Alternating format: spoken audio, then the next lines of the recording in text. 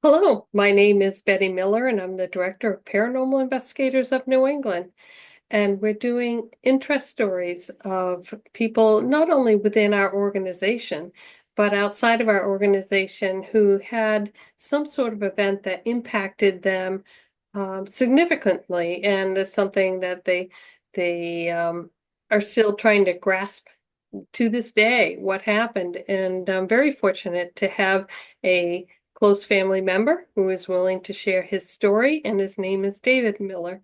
And welcome, David, to the PINE interview storylines. And I'd like you to go ahead and dive right in and tell us what happened. Okay. Yeah, it's background on the story. It was back when I was in high school, so I call it the mid 70s. I don't have an exact date.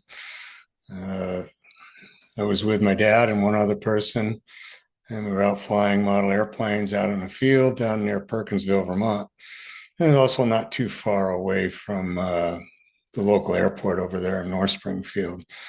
So the sun was starting to get a little low, so we had packed up our airplanes and put them in the cars. And we were standing there. I was next to my dad facing one way, and the other guy with us was leaning on his car facing towards the mountain. We were chatting, and all of a sudden the guy goes, "What's that?" And the two of us turned around, and we saw this object. It was, and being with airplanes on our mind, we turned around and we thought there was an airplane going to crash, going down. So it looked to us like about the size of a twin engine freighter, which was common in the area, and had three dim orange lights on it. So we turned around. I don't know if I can make this. If my hand is the trees, and the object we think was an airplane, because that was on our minds, of looking if it was facing straight at us, and my hands are the wings. We saw it right about here, with this being the trees, when he pointed it out to us. And there was a mountain in the background. And what we see is this object with three dim orange lights settling basically flat in our viewpoint until it kind of disappeared. So with airplanes on our brain and not that far away from the airport, even though it was opposite direction, we hopped in our car and headed over towards the edge of the field. I was much younger, so the two guys told me to stay in the car, thinking there's probably going to be some wreckage out there. And they took off into the woods looking for it. Not sure how long they were gone, but now by the time they got back, it was kind of pitch black out there. And of course, they didn't find anything.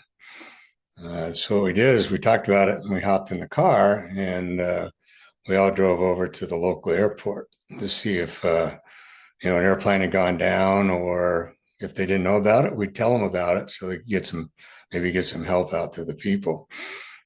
So we found one person there. It was a small airport, so things were pretty quiet, and they hadn't heard anything on the radio or anything like that. Nothing had been reported at that time.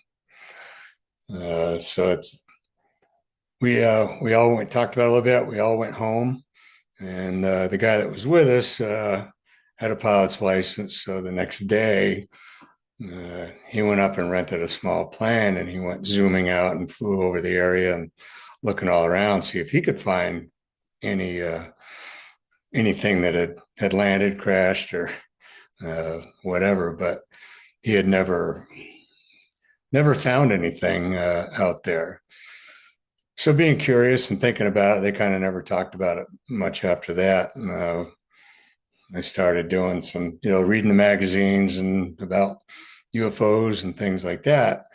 And over time, I only found one reference to the three dim orange lights. Everything else was described quite a bit different. So we'll probably never know. After scouring the area and not finding anything, it was, we couldn't see any landing gear sticking down out of it or anything like that. It just kind of looked thick in the center, tapered off out to what for us was the wingtips and the three dim orange lights. But no airplane was ever lost or missing, and that's it's a fairly short story, but uh, that was my potential UFO story, and I've never heard of anything or seen anything since then. Uh, well, my dad did mention it many years before he passed. He kind of made mention to us being out in the field and uh, watching the object descend slowly behind the trees. You could see it through the trees, the whole thing, and the dim orange lights until it disappeared below the tree lines. So we didn't stick around to see it take off again because that wasn't on our mind. You had mentioned that it was the size of a certain model plane. Now, for us people that don't know the size of planes, can you guess how the size of it was, and was there any sound? No, it was dead silent, and that's why we thought an airplane was going down. Uh, Twin engine Beech 18 was common in that area, which the old round engines were extremely loud. So if they had an engine running, we would have definitely heard it. Very loud airplane. Of course, we were faced what appeared to us to be straight onto it, so we couldn't see the tail, we couldn't see the landing gear. It was just looking like an airplane with the gear up, coming kind of straight at you, except it was settling flat, straight down, very slowly until it disappeared behind the trees. So we didn't hear any impact. We didn't hear any engines.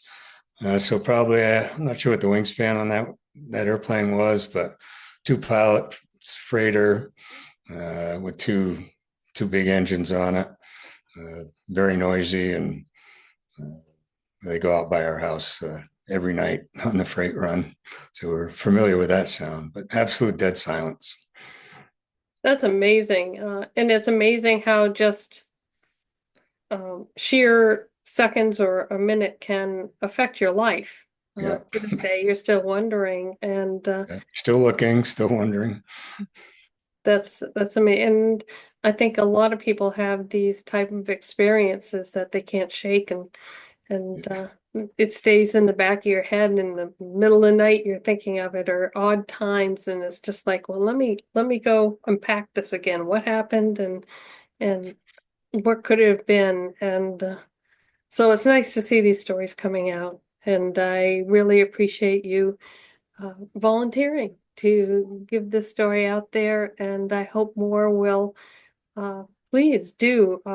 If you would like to do an interview with me and have it air, you can send an email to footsteps802@gmail.com, and we would love to do an interview, and let's talk about what happened. And thank you very much, David, for joining us.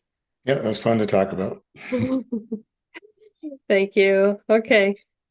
Goodbye, everyone. Thank you for joining.